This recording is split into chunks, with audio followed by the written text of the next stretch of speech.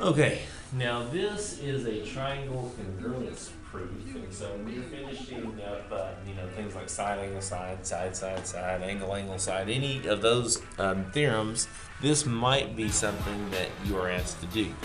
And I want you to take a look at what we've been given.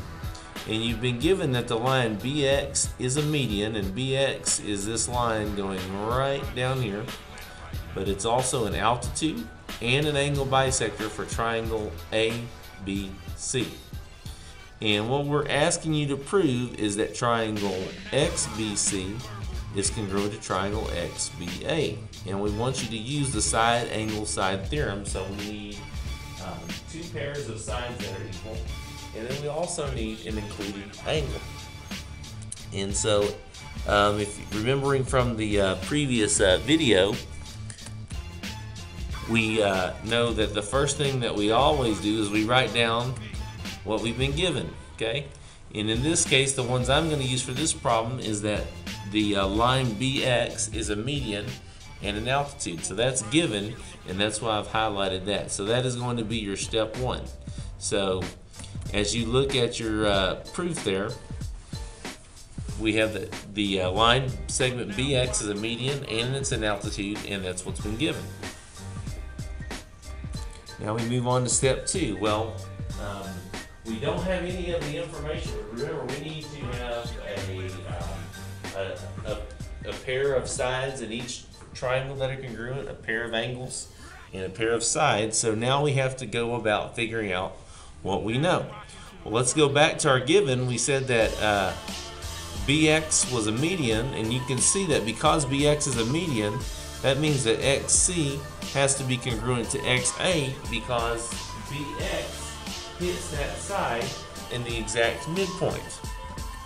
So that means XC is congruent to XA, and that, how do I know that? Well, that's what the definition of what a median does. So now I have a set of our sides that we need.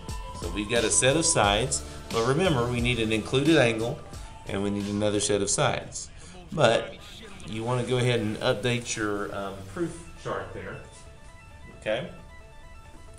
And now we have BX as a median and an altitude. We've got the given. We have XC is congruent to XA. And now we have to find other information that we know, okay? Well, the other information, I wonder, do you see when I highlight this? Let me do that one more time so y'all can see it. I know that BX touches AC at 90 degrees. And the way that I know that, AC is perpendicular to BX. That means the 90 degrees that we're talking about. And the way that I know that, that's the definition of an altitude. That's what an altitude does. It crosses something. It's a triangle. It measures the height of the triangle, but it also makes a 90-degree angle with one of the sides that it touches. So now I know that AC is perpendicular to BX, and that is because it's the definition of an altitude. So as I go to look at my third step, I know that. And the reason that I know that, the reason I put that third step in there is I'm looking for that angle that I need. And so I'm going to go back and show you this again. We hit it at 90 degrees, and that tells me that angle CXB is congruent to angle AXB, and that's all equal to 90 degrees. These two angles in this picture, right here and right here, are equal to 90, and that's the definition of perpendicular lines. Okay, so whenever you're a perpendicular line and you're crossing another line, you're equal to 90 degrees when you make the angles. So now I have a set of my angles. Remember, I have a set of sides. Now I have my angles. And now finally I need my one more set of sides. And this is actually one of our easier steps, but let's go ahead and update our proof here. Okay, so now we've got 4 steps. A couple of other steps we need. We need to have another side. The other side is actually pretty easy. You see that BX right there? That is where my other side is. Both triangles share that side. So my BX is congruent to BX, and I know this. This is my reflexive property. And so now I have the last set of sides we need. And so now we can go and we can begin to write our congruent statements. Before we write that congruent statements, let's go ahead and update our proof there.